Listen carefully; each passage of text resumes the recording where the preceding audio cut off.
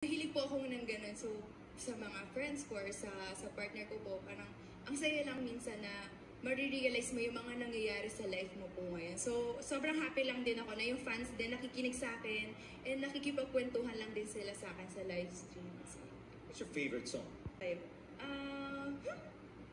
Madami, pero madalas... Current favorite?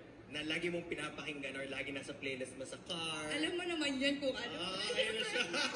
Labi Blackpink. She's a big Blackpink fan. Kaya bagay na bagay yung pink talaga kay Gemma. We still have some top inspiration, by the way. Saan yung kinuha yung idea for the shoot earlier while we were waiting for the photo? Wait a minute, let's talk about this. Medyo ano tayo, flashback. Blood ka ata nito, tama ba? Saan to? Taiwan.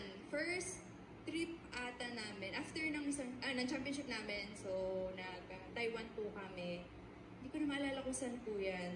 So, yan po, chuchi pa po ako niyan. Bebe pa po ako niyan. Parang shoot din eh, ganda. Ilang years ka na ba with Creamline, Gemma? Since 2017, so ganun. Almost 7 years. Sabay po natin. Wow, ang tagal mo na rin. Do you imagine yourself playing with another team or feeling mo sa Creamline ka na magre-retire hanggang dulo? Ayun din ang mga tanong namin sa sarili namin. Pero ako parang hindi na.